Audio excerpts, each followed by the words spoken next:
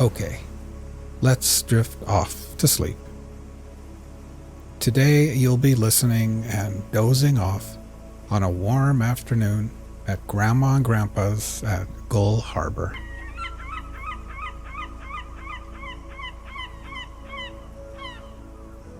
Imagine for a second that you are lying down on a warm futon mattress at one end of a screened-in porch.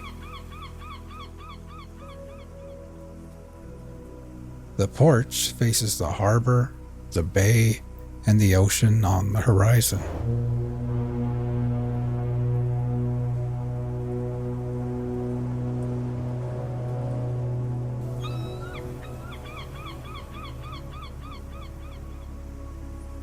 The mattress is nestled into a corner and is part of a cozy little reading nook prepared just for kids.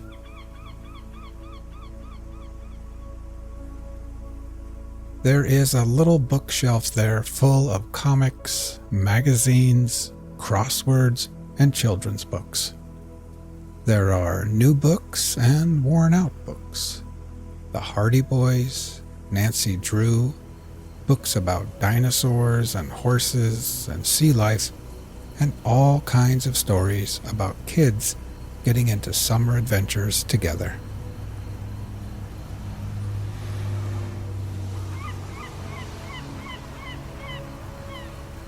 A blue plastic and white transistor radio sits next to a stack of puzzles and board games. A wooden box contains decks of playing cards, dice, jacks, and short little pencils that have been sharpened way too many times.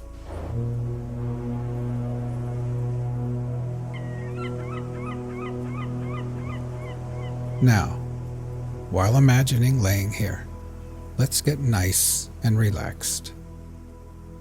First, close your eyes and just become aware of your breathing, feeling your chest gently rise and fall again.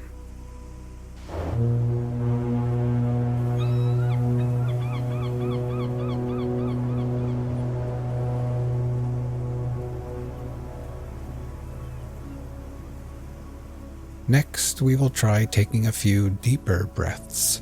First, filling your lungs with air, then holding it in for 2 or 3 seconds before gently exhaling and letting it all go.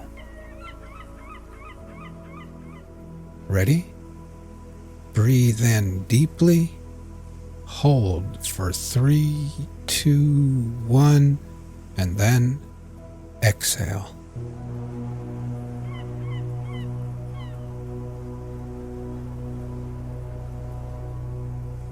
One more time. Breathe in deeply, hold for 3, 2, 1, and exhale.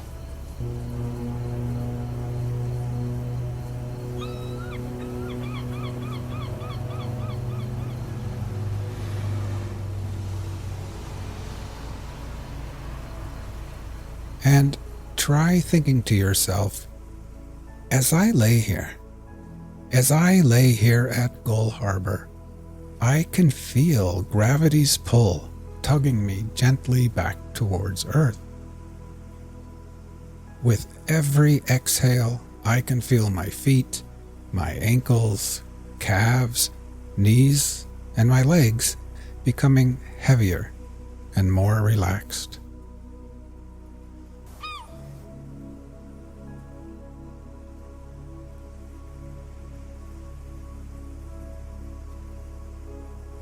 Now you can feel the cool, salty ocean air on your skin.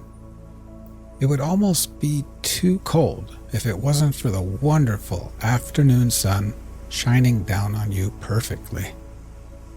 The sunlight splatters through the screens and bathes your tan legs and arms with a soothing warmth, almost as if Grandma has wrapped you up like a cocoon in one of her quilted blankets.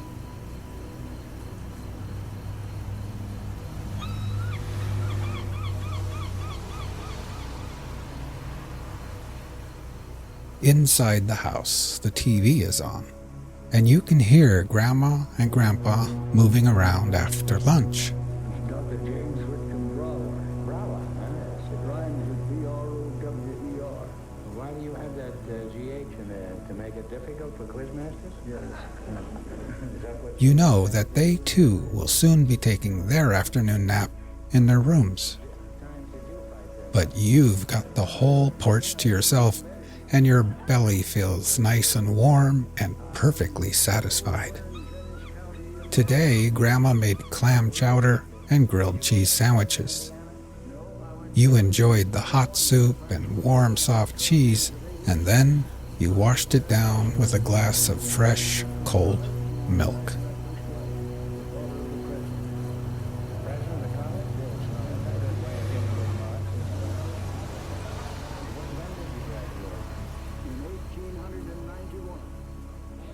Now, try taking a few more deep breaths. First, filling your lungs with air, holding it there briefly before gently exhaling and letting it all go. Ready? Breathe in deeply, hold for 3, 2, 1, and then exhale.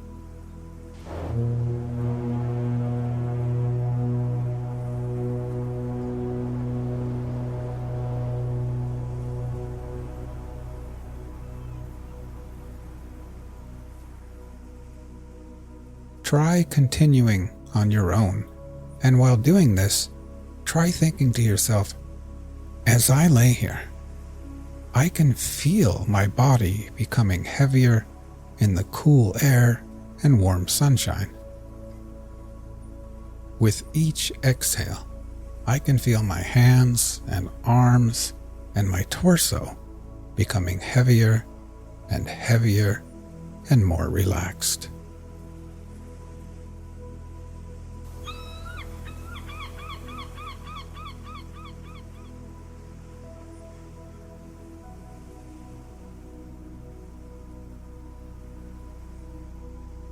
You pull out a random book from the bookshelf. This one is called Summer Friends, and on the cover is a picture of a little girl in a red dress with white polka dots.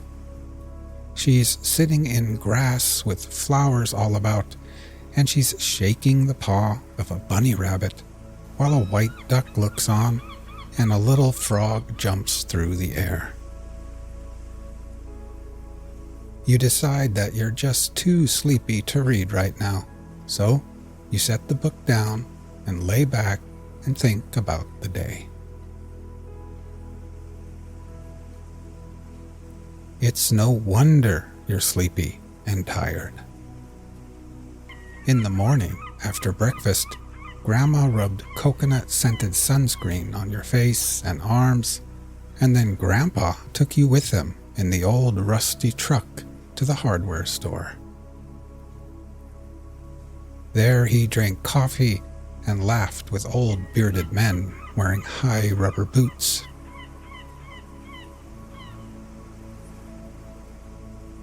Then you went with him to the docks at the harbor, where he showed you the best place to buy fresh clams, crab, and fish.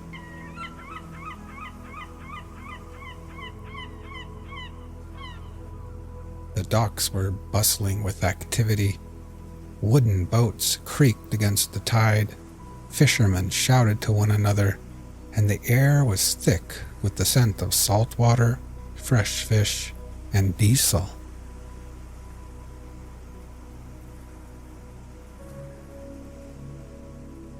As you continue to breathe deeply and then exhale, try thinking to yourself, as I lay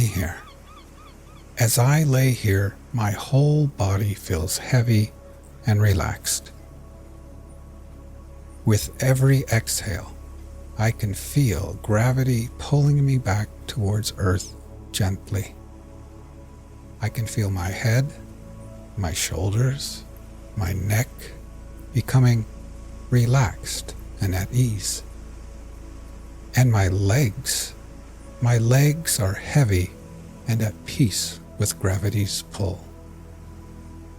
Now my whole body, my legs and feet, my arms and hands, my torso, my head and neck and shoulders, my whole body is completely at peace, relaxed, and at ease.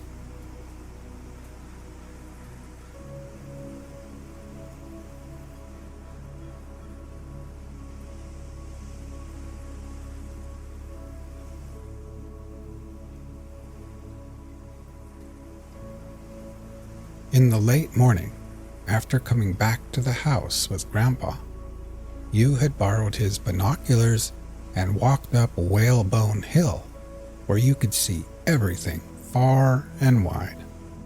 The little town of Gull Harbor, the fishing boats and ships at sea, the car ferry full of tourists headed to the islands, the seagulls, and kids riding bikes and scooters along the streets below. Then, up on Whalebone Hill, you had finally flown your brand new kite, a beautiful purple kite with a long white tail.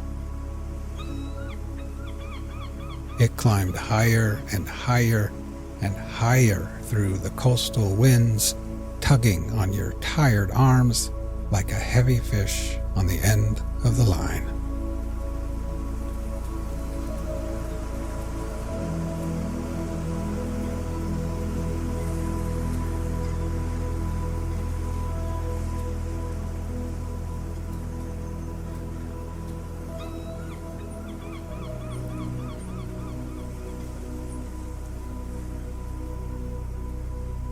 But now, so drowsy, laying under the sun on the porch, after a long morning of adventures in the crisp, fresh coastal air, you pick up the transistor radio and dial into a random station.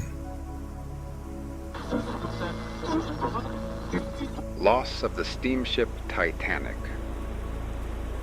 Report of a formal investigation into the circumstances attending the foundering on April 15, 1912 of the And then British steamship you set the radio down, Liverpool, lay back, ice and close your eyes. Latitude 41 degrees 46 minutes north, longitude 50 degrees 14 minutes west, North Atlantic Ocean, whereby loss of life ensued. Section 4. Account of the saving and rescue of those who survived. The rescue by the steamship Carpathia. On the 15th of April, the steamship Carpathia, 13,600 tons gross of the Cunard line, Mr. Arthur Henry Rostron, master, was on her passage to Liverpool from New York. She carried some 740 passengers and 325 crew. On receipt of the Titanic's first distress message, the captain immediately ordered the ship to be turned around and driven at her highest speed, 17.5 knots, in the direction of the Titanic. He also informed the Titanic by wireless that he was coming to her assistance, and he subsequently received various messages from her. At about 2:40 a.m., he saw a green flare which, as the evidence shows, was being sent up by Mr. Boxall in number 2 boat. From this time until 4 a.m., Captain Rostron was altering his course continually in order to avoid icebergs. He fired rockets in answer to the signals he saw from Boxall's boat. At 4 o'clock, he considered he was practically up to the position given, and he stopped his ship at 4:05. He sighted the first boat, number 2, and picked her up at 4:10. There was then a large number of icebergs around him, and it was just daylight. Eventually he picked up in all 13 lifeboats, 2 emergency boats, and 2 collapsible boats, all of which were taken on board the Carpathia, the other boats being abandoned as damaged or useless. From these boats he took on board 712 persons, one of whom died shortly afterwards, The boats were scattered over an area of 4 or 5 miles, and it was 8 a.m. before they had all been picked up. He saw very little wreckage when he got near to the scene of the disaster, only a few deck chairs, cork life belts, etc., and only one body. The position was then 41 degrees 46 minutes north, 50 degrees 14 minutes west. The Carpathia subsequently returned to New York with the passengers and crew she had rescued. The court desires to record its great admiration of Captain Rostron's conduct. He did the very best that could be done. Numbers saved. The following were the numbers saved. First class. Adult males 57 out of 175, or 32.57%. Adult females 140 out of 144, or 97.22%. Male children all saved 5. Female children all saved 1. Total first class saved 203 out of 325, or 62.46%. Second class, adult males 14 out of 168, or 8.33%. Adult females 80 out of 93, or 86.02%. Male children all saved 11. Female children all saved 13. Total second class saved 118 out of 285, or 41.40%. Third class, adult males 75 out of 462, or 16.23%. Adult females 76 out of 165, or 46.06%. Male children 13 out of 48, or 27.08%. Female children 14 out of 31, or 45.16%. Total third class saved 178 out of 706, or 25.21%.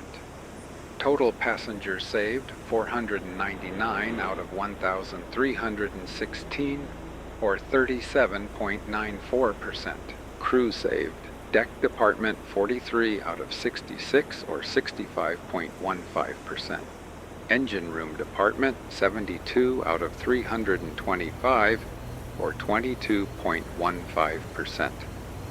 Victualling department, including 20 women out of 23, 97 out of 494, or 19.63%. Total crew saved 212 out of 885, or 23.95%. Total on board saved 711 out of 2,201, or 32.30%. Passengers and crew, adult males 338 out of 1,667, or 20.27%. Adult females 316 out of 425, or 74.35%. Children 57 out of 109, or 52.29%. Total passengers and crew 711 out of 2,201, or 32.30%. Section 5. The circumstances in connection with the steamship Californian. It is here necessary to consider the circumstances relating to the steamship Californian. On the 14th of April, the steamship Californian of the Leyland Line, Mr. Stanley Lordmaster, was on her passage from London, which port she left on April 5th to Boston, United States, where she subsequently arrived on April 19th. She was a vessel of 6,223 tons gross and 4,038 net. Her full speed was 12.5 to 13 knots. She had a passenger certificate, but was not carrying any passengers at the time. She belonged to the International Mercantile Marine Company, the owners of the Titanic. At 7:30 p.m. ship's time on April 14th, a wireless message was sent from this ship to the Antillean. To Captain, Antillean, 6:30 p.m. Apparent ship's time, latitude 42 degrees 3 minutes north, longitude 49 degrees 9 minutes west. 3 large bergs 5 miles to southward of us. Regards, Lord. The message was intercepted by the Titanic, and when the Marconi operator, Evans of the Californian, offered this ice report to the Marconi operator of the Titanic shortly after 7:30 p.m., the latter replied, "It is all right. I heard you sending it to the Antillean, and I have got it." The Californian proceeded on her course south, 89 degrees west, true until 10:20 p.m. ship's time, when she was obliged to stop and reverse engines because she was running into field ice, which stretched as far as could then be seen to the northward and southward. The master told the court that he made her position at that time to be 42 degrees 5 minutes north, 57 degrees 7 minutes west. This position is recorded in the logbook, which was written up from the scrap logbook by the chief officer. The scrap log is destroyed. It is a position about 19 miles north by east of the position of the Titanic when she foundered, and is said to have been fixed by dead reckoning and verified by observations. I am satisfied that this position is not accurate. The master twisted her head to east-northeast by the compass, and she remained approximately stationary until 5:15 a.m. on the following morning. The ship was slowly swinging around to starboard during the night. At about 11 p.m., a steamer's light was seen approaching from the eastward. The master went to Evans's room and asked what ships he had. The latter replied, "I think the Titanic is near us. I have got her." The master said, "You had better advise the Titanic we are stopped and surrounded with ice." This Evans did, calling up the Titanic and sending, "We are stopped and surrounded by ice." The Titanic replied, "Keep out." The Titanic was in communication with Cape Race, which station was then sending messages to her. The reason why the Titanic answered "Keep out" was that her Marconi operator could not hear what Cape Race was saying. As from her proximity, the message from the Californian was much stronger than any message being taken in by the Titanic from Cape Race, which was much farther off. Evans heard the Titanic continuing to communicate with Cape Race up to the time he turned in at 11:30 p.m. The master of the Californian states that when observing the approaching steamer, as she got nearer, he saw more lights, a few deck lights, and also her green side light. He considered that at 11 o'clock she was approximately 6 or 7 miles away, and at some time between 11 and 11:30 he first saw her green light. She was then about 5 miles off. He noticed that about 11:30 she stopped. In his opinion, this steamer was of about the same size as the Californian, a medium-sized steamer, something like ourselves. From the evidence of Mr. Groves, third officer of the Californian, who was the officer of the first watch, it would appear that the master was not actually on the bridge when the steamer was sighted. Mr. Groves made out 2 masthead lights. The steamer was changing her bearing slowly as she got closer, and as she approached, he went to the chart room and reported this to the master. He added, "She is evidently a passenger steamer." In fact, Mr. Groves never appears to have had any doubt on this subject. In answer to a question during his examination, "Had she much light?" he said, "Yes, a lot of light. There was absolutely no doubt of her being a passenger steamer, at least in my mind." Gill, the assistant donkey man of the Californian, who was on deck at midnight, said, referring to this steamer, "It could not have been anything but a passenger boat. She was too large." By the evidence of Mr. Groves, the master, in reply to his report, said, "Call her up on the Morse lamp and see if you can get any answer." This he proceeded to do. The master came up and joined him on the bridge and remarked, "That does not look like a passenger steamer." Mr. Groves replied, "It is, sir. When she stopped, her lights seemed to go out, and I suppose they have been put out for the night." Mr. Groves states that these lights went out at 11:40 and remembers that time because one bell was struck to call the middle watch. The master did not join him on the bridge until shortly afterwards, and consequently after the steamer had stopped. In his examination, Mr. Groves admitted that if this steamer's head was turning to port after she stopped, it might account for the diminution of lights by many of them being shut out.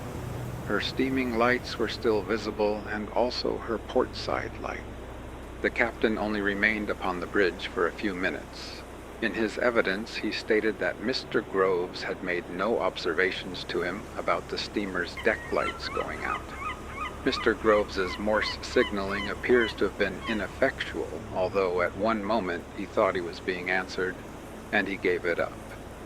He remained on the bridge until relieved by Mr. Stone, the second officer, just after midnight.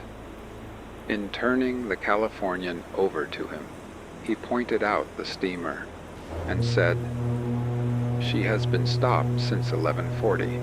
She is a passenger steamer. At about the moment she stopped, she put her lights out." When Mr. Groves was in the witness box, the following questions were put to him by me. "Speaking as an experienced seaman and knowing what you know now, do you think that steamer that you know was throwing up rockets, and that you say was a passenger steamer, was the Titanic?" "Do I think it?" "Yes, from what I have heard subsequently." "Yes, most decidedly I do, but I do not put myself as being an experienced man." "But that is your opinion as far as your experience goes?" "Yes, it is, my lord."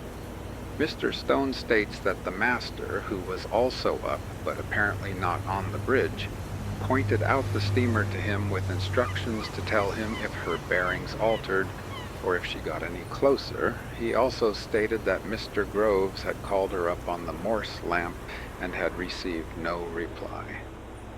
Mr. Stone had with him during the middle watch an apprentice named Gibson, whose attention was first drawn to the steamer's lights at about 12:20 a.m. He could see a masthead light, her red light with glasses, and a glare of white lights on her afterdeck.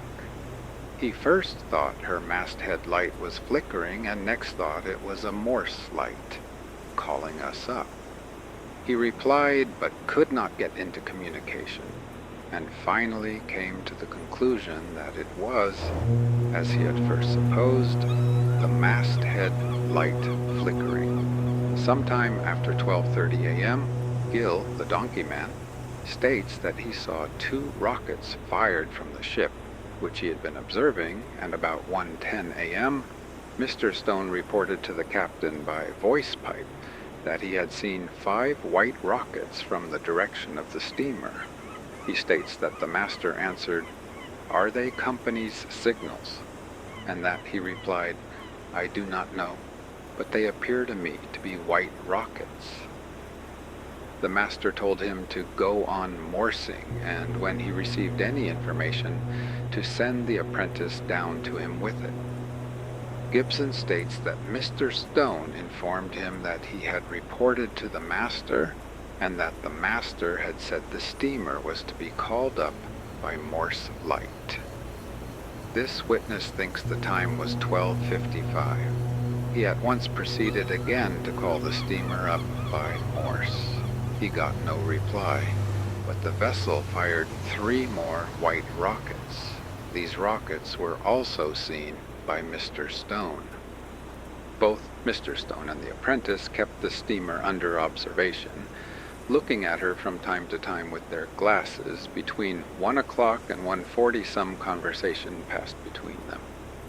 Mr. Stone remarked to Gibson, "Look at her now. She looks very queer out of water. Her lights look queer." He also is said by Gibson to have remarked, a ship is not going to fire rockets at sea for nothing, and admits himself that he may possibly have used that expression. Mr. Stone states that he saw the last of the rockets fired at about 1:40, and after watching the steamer for some 20 minutes more, he sent Gibson down to the master. I told Gibson to go down to the master and be sure and wake him and tell him that altogether we had seen 8 of these white lights like white rockets in the direction of this other steamer, that this steamer was disappearing in the southwest, that we had called her up repeatedly on the Morse lamp and received no information whatsoever. Gibson states that he went down to the chart room and told the master that the master asked him if all the rockets were white and also asked him the time. Gibson stated that at this time the master was awake. It was 5 minutes past 2, and Gibson returned to the bridge to Mr. Stone and reported. They both continued to keep the ship under observation until she disappeared. Mr. Stone describes this as a gradual disappearing of all her lights, which would be perfectly natural with a ship steaming away from us.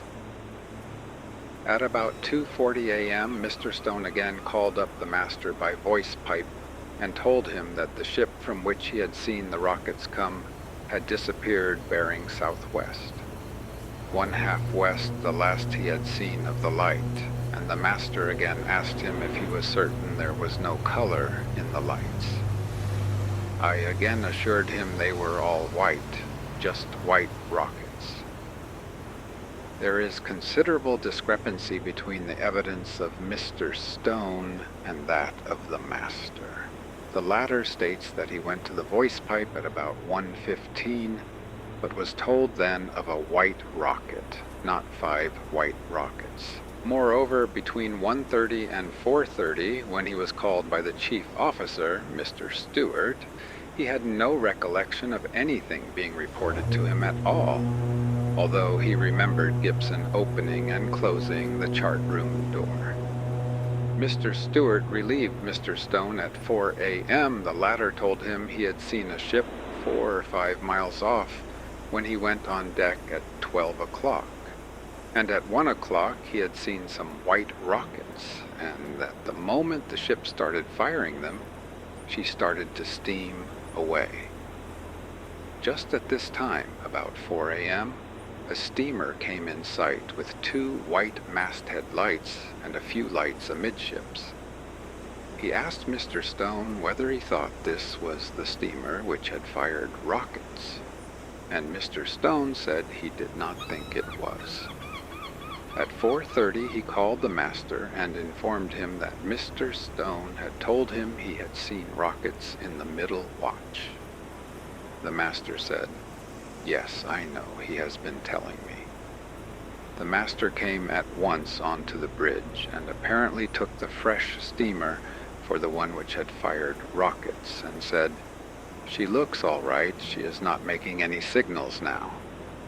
This mistake was not corrected. He, however, had the wireless operator called. At about 6 a.m., Captain Lord heard from the Virginian that the Titanic had struck a berg, passengers in boats, ship sinking, and he at once started through the field ice at full speed for the position given. Captain Lord stated that about 7:30 a.m. he passed the Mount Temple, stopped, and that she was in the vicinity of the position given him as where the Titanic had collided, latitude 41 degrees 46 minutes north, longitude 50 degrees 14 minutes west. He saw no wreckage there, but did later on near the Carpathia, which ship he closed soon afterwards, and he stated that the position where he subsequently left this wreckage was 41 degrees 33 minutes north, 50 degrees 1 minutes west. It is said in the evidence of Mr. Stewart that the position of the Californian was verified by stellar observations at 7:30 p.m. on the Sunday evening, and that he verified the captain's position given when the ship stopped, 42 degrees 5 minutes north, 50 degrees 7 minutes west, as accurate on the next day. The position in which the wreckage was said to have been seen on the Monday morning was verified by sights taken on that morning. All the officers are stated to have taken sights, and Mr. Stewart in his evidence remarks that they all agreed. If it is admitted that these positions were correct, then it follows that the Titanic's position as given by that ship when making the CQD. Signal was approximately south 16 degrees west, true 19 miles from the Californian, and further that the position in which the Californian was stopped during the night was 30 miles away from where the wreckage was seen by her in the morning, or that the wreckage had drifted 11 miles in a little more than 5 hours. There are contradictions and inconsistencies in the story as told by the different witnesses, but the truth of the matter is plain. The Titanic collided with the berg at 11:40. The vessel seen by the Californian stopped at this time. The rockets sent up from the Titanic were distress signals. The Californian saw distress signals. The number sent up by the Titanic was about 8. The Californian saw 8. The time over which the rockets from the Titanic were sent up was from about 12:45 to 1:45 o'clock. It was about this time that the Californian saw the rockets. At 2:40, Mr. Stone called to the master that the ship from which he had seen the rockets had disappeared. At 2:20 a.m., the Titanic had foundered. It was suggested that the rockets seen by the Californian were from some other ship, not the Titanic, but no other ship to fit this theory has ever been heard of. These circumstances convince me that the ship seen by the Californian was the Titanic, and if so, according to Captain Lord, the two vessels were about 5 miles apart at the time of the disaster. The evidence from the Titanic corroborates this estimate, but I'm advised that the distance was probably greater, though not more than 8 to 10 miles. The ice by which the Californian was surrounded was loose ice extending for a distance of not more than 2 or 3 miles in the direction of the Titanic. The night was clear and the sea was smooth. When she first saw the rockets, the Californian could have pushed through the ice to the open water without any serious risk, and so have come to the assistance of the Titanic. Had she done so, she might have saved many, if not all, of the lives that were lost. Section 6. The Board of Trade's Administration. The court was invited by the Board of Trade to report upon the rules and regulations made under the Merchant Shipping Acts 1894 to 1906, and the administration of those acts and of such rules and regulations so far as the consideration thereof is material to this casualty. Number 26 of the questions submitted to the court by the Board of Trade. Charges were made against the Board of Trade during the progress of the inquiry of a twofold kind. First, it was said that the board had been negligent in that they had failed to keep up to date their rules and regulations relating generally to the provision of life-saving appliances at sea. And secondly, it was said that their officials had, in the particular instance of the Titanic, failed to exercise due care in the supervision of the vessel's plans and the inspection of the work done upon her.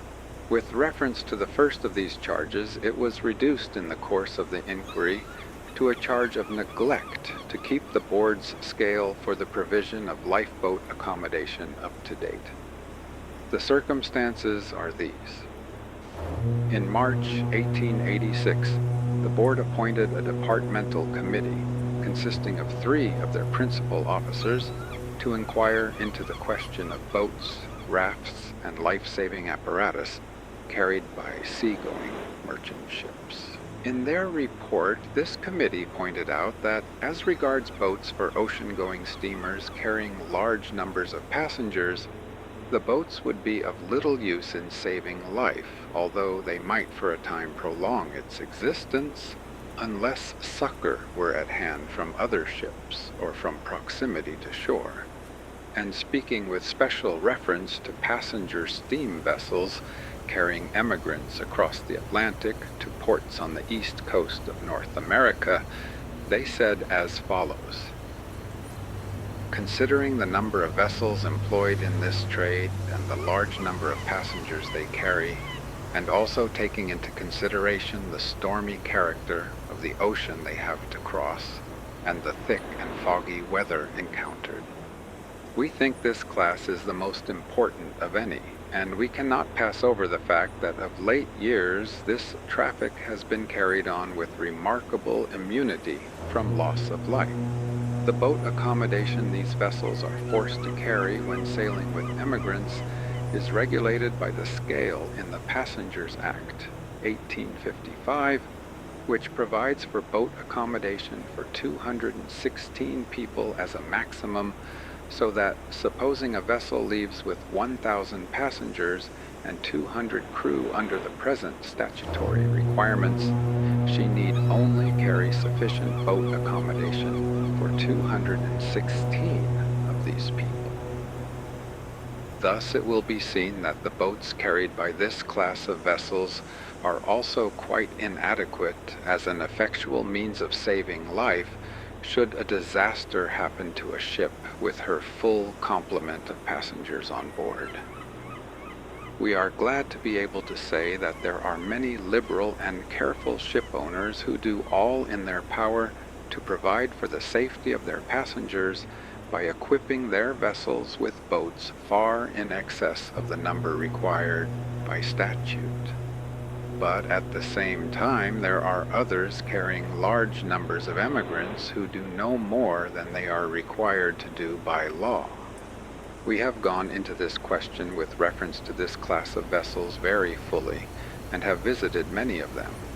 And we think that the boats required by Act should be increased 100%, and in addition to them that the owners should be induced to carry sufficient collapsible boats and approved rafts, so that each ship shall have sufficient life-saving gear for all on board at any one time, provided, as said before, that no ship need carry more boat accommodation than is sufficient for all on board at that time. In 1887, a select committee of the House of Commons, of which Lord Charles Beresford was the chairman, was appointed to report on saving life at sea, and they found in their report that many passenger ships could not, without great inconvenience, carry so many of the ordinary wooden boats as would suffice to carry the whole of the passengers and crew with safety in bad weather. Under such circumstances, the crew would not be sufficient to man so many boats, nor could they all be got into the water in sufficient time in the event of very rapid foundering. Having regard, however, to the fact that accidents occur probably as often in moderate weather as in bad, and having regard also to the fact that the very cause of the accident frequently incapacitates many of the boats, and to the further fact that an insufficiency of boats undoubtedly tends to cause panic, we are of opinion that all seagoing passenger ships should be compelled by law to carry such boats and other life-saving apparatus as would in the aggregate best provide for the safety of all on board in moderate weather. As a result of these reports, the Merchant Shipping Life-Saving Appliances Act 1888 appears to have been passed, under which rules were made by the Board of Trade at different dates. The Merchant Shipping Act 1894 repealed the Act of 1888 and substituted therefore sections 427 to 431 and the 17th schedule of the new Act. Under this Act, 1894, a table showing the minimum number of boats to be placed under davits and their minimum cubic contents was issued by the board. It was dated March 9, 1894, and came into operation on June 1st of that year.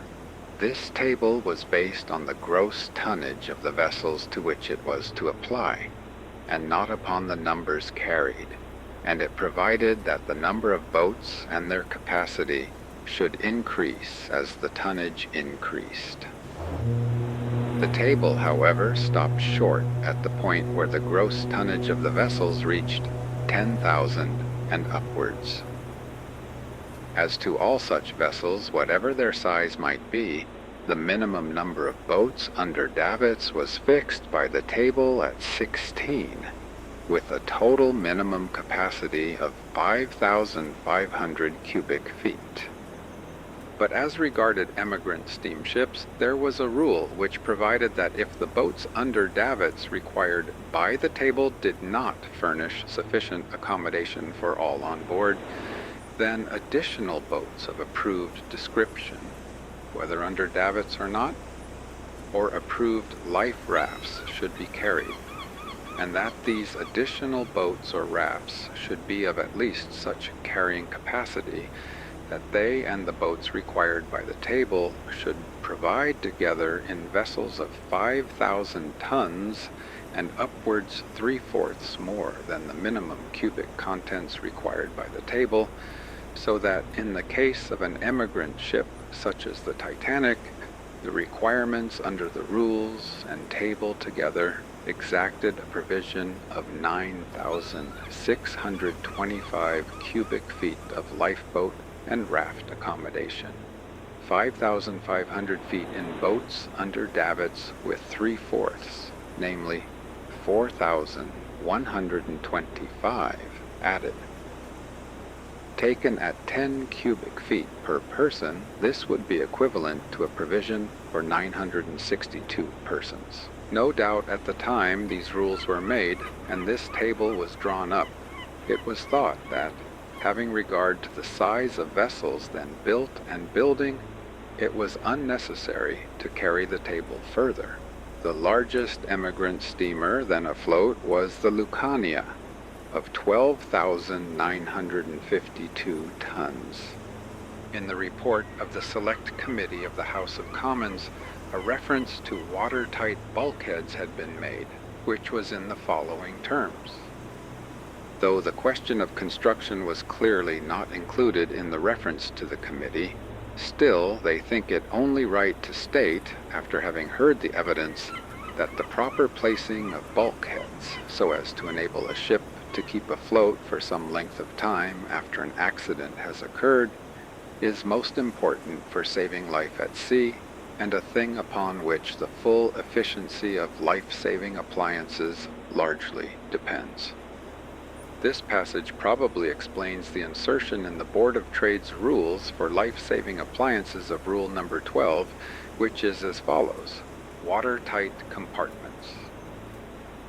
When ships of any class are divided into efficient watertight compartments to the satisfaction of the Board of Trade, they shall only be required to carry additional boats, rafts, and buoyant apparatus of 1/2 of the capacity required by these rules. But the exemption shall not extend to life jackets or similar approved articles of equal buoyancy suitable to be worn on the person.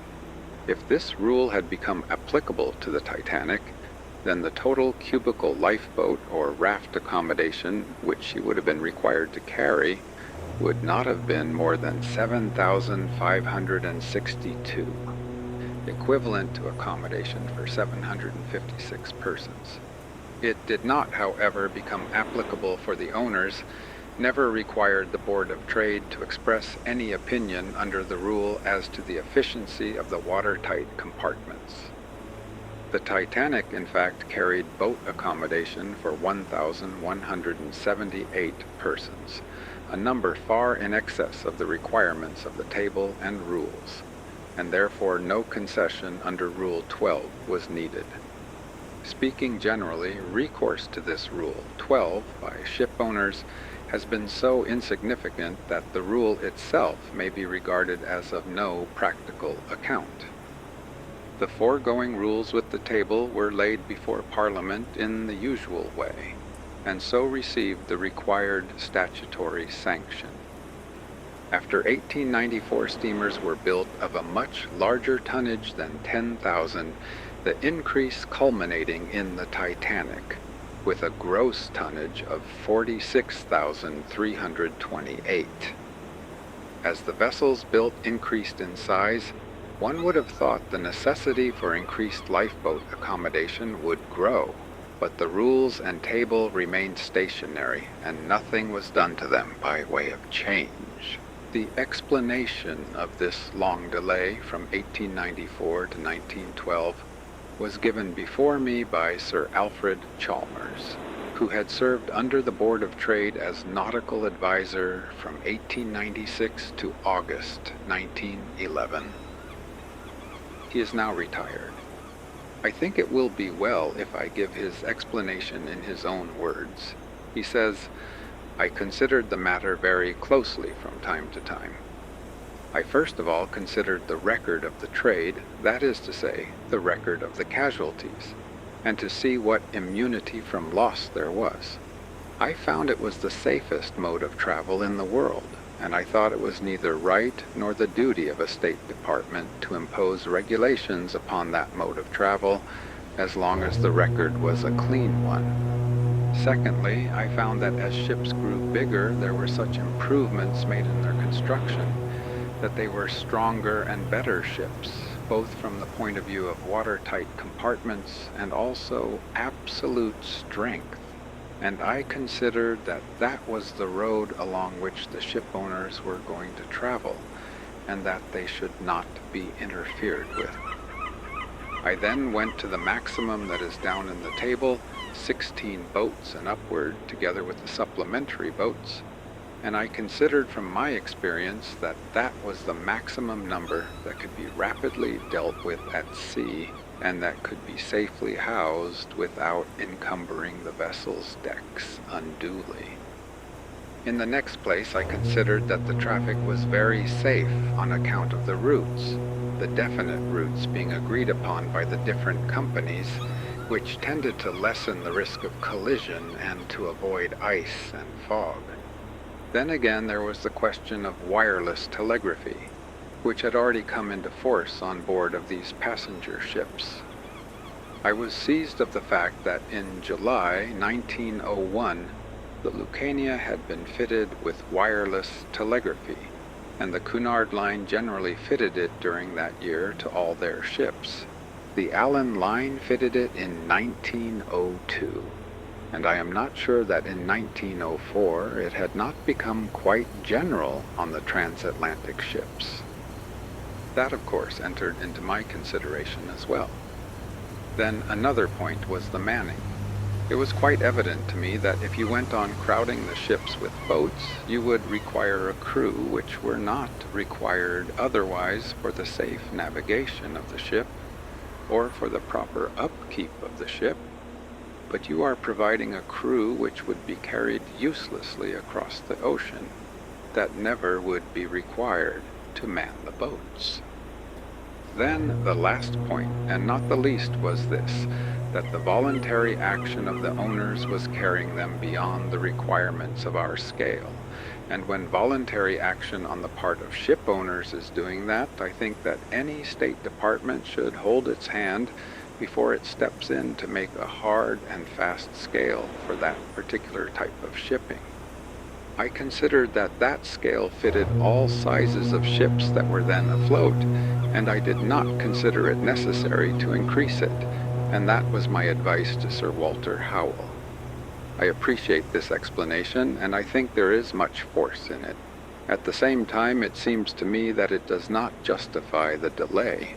Even taking all these matters into consideration, it cannot be that the provision for boat accommodation made in 1894 for vessels of 10,000 tons and upward remained sufficient to 1910, when vessels of 45,000 tons were being built. Two considerations demonstrate this. The first is that some ship owners recognize the insufficiency of the requirements of the Board of Trade, and voluntarily exceeded those requirements by providing larger boat accommodation than the old rules and table exacted. The second is that shortly before Sir Alfred Chalmers left the Board of Trade, the board had begun to direct attention to the amending of their rules in this connection. It appears that in November 1910, a question was asked in the House of Commons as to whether the attention of the President of the Board of Trade had been called to the fact that the Olympic, a sister ship of the Titanic, was provided with 14 lifeboats only. The answer given was that the Olympic, which was then in course of construction, would carry 14 lifeboats and 2 ordinary boats of an aggregate capacity of 9,752 cubic feet, which was in excess of the requirements of the statutory rules. On February 15, 1911, a further question was asked as to the date of the last regulations, and whether, having regard to the increased tonnage of modern ships, the desirability of revising the regulations would be considered by the Board of Trade. The answer by the President was, those regulations were last revised in 1894. The question of their further revision is engaging the serious attention of the Board of Trade, and I have decided to refer the matter to the Merchant Shipping Advisory Committee for consideration and advice. 3 days afterwards, namely on February 18, 1911, a circular letter was sent out by the Board of Trade to the Board's principal officers at Liverpool, London, and Glasgow, asking each of those gentlemen to draft such an extension of the existing boat scale as he might think satisfactory and reasonable for the conditions of large passenger steamers. This circular letter was answered by the principal officer in Glasgow, Mr. Harris, on February 24, 1911, by the principal officer in London, Mr. Park, on February 27, 1911, and by the principal officer in Liverpool, Mr. Young, on March 3, 1911. It is sufficient to say of these answers that they all suggested a large extension of the statutory requirements. Meanwhile, namely on February 28, 1911, Mr. Archer, the Board of Trade's principal ship surveyor, had also drawn up a scale. This was a more exacting scale than that of any of the 3 principal officers. By his scale, a vessel of the tonnage of the Titanic would have had to carry boat accommodation equivalent to at least 24,937 cubic feet, which would have been sufficient to hold all and more than all the persons who were on board at the time of the disaster, 2,201. It would not, however, have been nearly sufficient to have held all that the vessel might lawfully have carried, 3,547, and it is to be observed with reference to Mr. Archer's scale that in it he suggests an extension of Rule 12, by which, if the vessel were divided into efficient watertight compartments, the total boat accommodation might be reduced much more than Rule 12 as it stands would permit.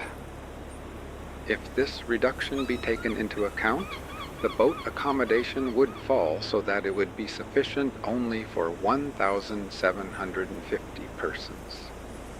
Mr. Archer's view was that ship owners should be encouraged to increase the floatability of the ships they built, and that the way to encourage them was to relax the legal requirements as to boats as their plans advanced in that direction. The great object was so to build the ship that in the event of a disaster she would be her own lifeboat. Having obtained these 4 reports, the Board of Trade on April 4, 1911, submitted the matter to their advisory committee and obtained the committee's report on July 4, 1911. The following are copies, with omissions of immaterial passages, of the Board of Trade's letter of April 4, 1911, and of the Advisory Committee's report of July 4th, 1911. Board of Trade, Marine Department, 7 Whitehall Gardens, London, Southwest, April 4th, 1911. Sir, I am directed by the Board of Trade to enclose herewith, for the information of the Merchant Shipping Advisory Committee, a copy of a question asked in the House of Commons on February 15th, and of the answer given by the President of the Board of Trade with reference to the life-saving appliances rules made under Section 427 of the Merchant Shipping Act, 1894. The Board are of opinion that the table in the appendix to the rules should be extended upward in the form indicated in the accompanying scale, so as to provide for vessels of tonnage up to 50,000 tons gross and upward. It appears to the Board that the number of boats and the boat capacity need not necessarily increase in a regular proportion according to the increase in tonnage, and that due regard should be paid to what is reasonable and practical in passenger steamers exceeding 10,000 tons. I am to state that the Board would be obliged if the Merchant Shipping Advisory Committee would be so good as to suggest in what manner the scale, see accompanying copy, should be continued upward, having due regard to the considerations indicated above. I am further to state that the Board would be glad to learn whether the Advisory Committee are of opinion that Rule 12 should or should not be revised so as to exempt altogether from the requirement of additional boats or rafts those vessels which are divided into efficient, watertight compartments to the satisfaction of the Board of Trade. I am, etc., Walter J. Howell. The Secretary, Merchant Shipping Advisory Committee, Merchant Shipping Advisory Committee, July 4th, 1911.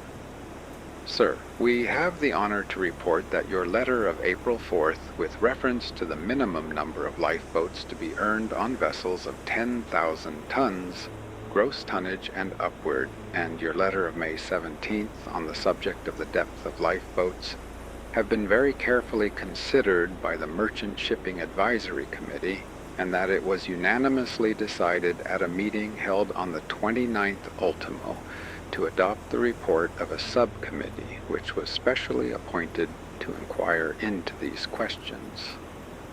A copy of the report is accordingly forwarded herewith, and the committee desire us to suggest for the consideration of the Board of Trade that effect should be given to the recommendations contained in it. We are, etc., Norman Hill, Chairman, R.W. Matthew, Secretary, Sir Walter J. Howell, Assistant Secretary, Marine Department, Board of Trade. Report of the Life-Saving Appliances Subcommittee to the Merchant Shipping Advisory Committee. In accordance with the decision of the Merchant Shipping Advisory Committee, at their meeting on Friday, April 28th, we have given careful consideration to the latter of April 4th from the Board of Trade, in which the committee were asked to advise. 1. As to the manner in which the table in the appendix to the life-saving appliances rules should be extended so as to provide for vessels of tonnage up to 50,000 tons gross and upward, and 2. As to whether Rule 12 should or should not be revised so as to exempt altogether from the requirement of additional boats and or rafts those vessels which are divided into efficient, watertight compartments to the satisfaction of the Board of Trade. In considering these questions, we have had specially in mind the fact that the number of passengers carried does not necessarily increase in proportion to the increase in the tonnage of the vessel. This is particularly true in the case of vessels exceeding 10,000 tons, a type of vessel which is practically only built to provide special accommodation for large numbers of first and second class passengers. Similarly, there is no fixed relation between the tonnage of vessels and the deck space available for the carrying of lifeboats under davits. Increase in the length of a vessel is only one of the factors, and often not the most material factor contributing to the increase in its tonnage. And it should also be remembered in estimating the space available for the launching of lifeboats that it is impossible to place davits forward of the bridge and very undesirable to have them on the quarters of the vessel. We are strongly of opinion that every encouragement should be given to secure the provision of vessels which by their construction have been rendered as unsinkable as possible, and which are provided with efficient means for communicating with the shore or with other vessels in case of disaster. In view of these considerations, we have agreed upon the following recommendations. 1. That it is questionable whether it is practical to increase the number of davits. 2. That any increase in the number of lifeboats to be carried can probably be best effected by providing for the launching of further boats from the existing davits. 3.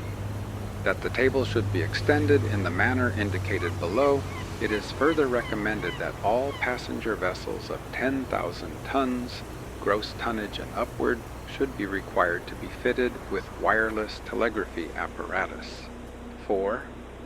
That the rules should be amended so as to admit of decked lifeboats of an approved type being stowed on top of one another or under an open lifeboat, subject to suitable arrangements being made for launching promptly the boats so stowed.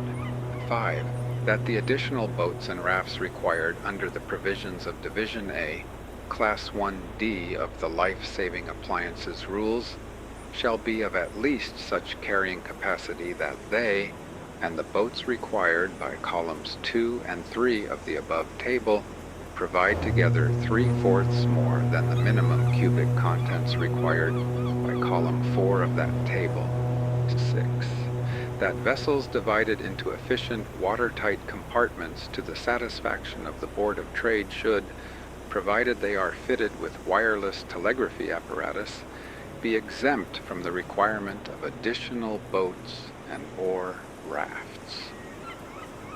The committee suggests in this connection that the Board of Trade should review the requirements designed to attain the standards as to watertight compartments at present enforced by them under Rule 12, having regard to the developments of shipbuilding since the report of the committee on the spacing and construction of watertight bulkheads.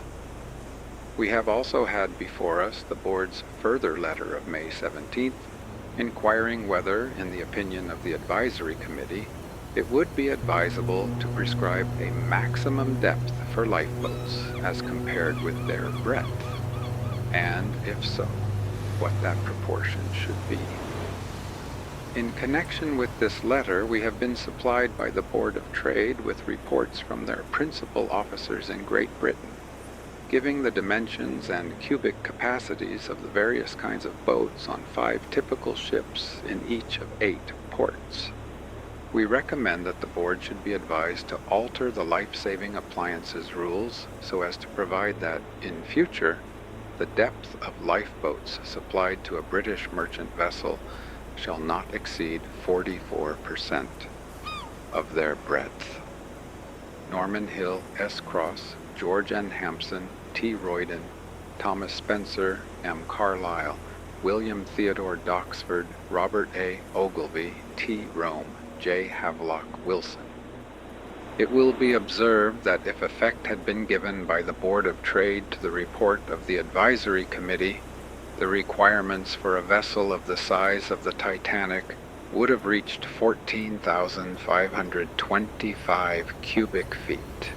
8,300 plus 3/4 of 8,300, namely 6,225, with, however, this qualification that if the vessel were divided into efficient, watertight compartments, as she probably was, and fitted with wireless telegraphy, as she certainly was, a provision of a boat capacity of 8,300 cubic feet, equivalent to space for 830 persons, would have been legally sufficient. This would have been much less than the accommodation with which the Titanic, when she put to sea, was in fact provided, namely for 1,178 persons. Effect, however, was not given to the report. A question arose with reference to the dimensions of lifeboats, and it was thought better to get that question settled before proceeding to revise the rules. The examination of this question involved making several experiments which caused delay, and it was not until April 16, 1912, that a reply was sent by the Board of Trade to the Advisory Committee. It will be noticed that the date of this reply is just after the disaster to the Titanic became known. I am, however, quite satisfied that instructions for the preparation of this letter had been given in the offices of the Board of Trade some days before the 16th, and that the letter was not sent in consequence of the disaster. It is desirable to set it out. Board of Trade, Marine Department, 7 Whitehall Gardens, London, Southwest, April 16, 1912. Sir, with reference to your letter of the 4th of July last respecting certain questions raised in connection with the proposed revision of the life-saving appliances rules, I am directed by the Board of Trade to state, for the information of the Advisory Committee, that they have given very careful consideration to the report of the Life-Saving Appliances Subcommittee, which was forwarded with your letter. As regards the recommendations with reference to the proposed extension of the table, appendix to the Life-Saving Appliances rules, showing the minimum number of boats to be placed under davits, the Board are glad to observe that the Committee agree that alterations and additions are now necessary to meet the changed conditions due to recent developments in the size of passenger steamships and in the number of persons which these vessels can accommodate. The Board of Trade note that the gradations of tonnage in the extension of the scale suggested by the Advisory Committee are not the same as those in the form of scale submitted to them by the Board, while the increase in the number of boats is not in the number to be placed under davits, but in the number of additional boats required to be readily available for attachments to davits. It is observed that the Committee hold the view that it is questionable whether it is practical to increase the number of davits, and that any increase in the number of lifeboats to be carried can probably be best effected by providing for the launching of further boats from the existing davits. The Board presume that in arriving at these conclusions, the Committee have had regard to ships already built rather than to new ships, as they see no reason why there would be any difficulty in having more than 8 pairs of davits on each side of the ship, provided that the requirements of life-saving appliances rules were known before the plans were prepared. The Board are of opinion that a very careful and thorough revision of the table should now be made, and I am to transmit herewith a copy of a memorandum and tables prepared by the professional advisor to the Marine Department containing a full and considered opinion on the subject of the extension of the boat scale and cognate questions. As regards the proposed amendment of the rules so as to admit of decked lifeboats of an approved type being stowed one above another or under an open lifeboat, I am to state that this question is now under consideration, and a communication will be addressed to you shortly on the subject. With reference to the Advisory Committee's recommendation regarding the amendment of Rule 12 of the General Rules, the Board desire me to state that the questions raised in the recommendation are of wide application and of such importance that the Board do not think that they can be adequately considered except by a committee of equal standing to the committee which reported in 1891 on the spacing and construction of watertight bulkheads in the mercantile marine. The board have the question of the appointment of a committee under consideration in connection with the advisory committee's recommendation that the depth of lifeboats shall not exceed 44% of their breadth. I am to transmit herewith for their consideration a draft amendment of rules numbers 1, 2, and 3 of the general rules with reference to the construction of ships' boats. The board have made full inquiry into the question of the construction of ships' boats and obtained some useful information as to the average depth of boat which is deemed desirable for safety and utility, and the ratio of that depth to the breadth. And they attach so much importance to this element of boat construction that they think it should receive the careful attention of the committee. The board think that the committee, in the light of this additional information, may reconsider the opinions expressed on this point in their letter of July 4th. I am therefore to transmit herewith copies of memoranda by the professional advisor to the Marine Department and the acting principal ship surveyor. The board desire me to state that they would be glad to be furnished with the advisory committee's views as to the application of the proposed new rules and boat scale, for example, whether they should apply to ships already built, and if so, to what extent. They regard it as of great importance, on the one hand, that all British vessels should be provided with a proper and sufficient equipment of life-saving appliances, and on the other, that regulation should not be enforced without notice, which would necessitate important structural alterations and consequent heavy expense in vessels already built. I am to add that in order to make the constitution of the committee, when considering this question, agree with that of the Statutory Life-Saving Appliances Committee indicated in the 17th Schedule to the Merchant Shipping Act, 1894, the board have followed the course adopted on previous occasions and have invited Lloyd's Register of British and Foreign Shipping and the Institute of London Underwriters to select a representative who will be available to sit on the advisory committee when the question is under consideration. I am, etc., Walter J. Howell. The Secretary, Merchant Shipping Advisory Committee, 7, Whitehall Gardens, Southwest.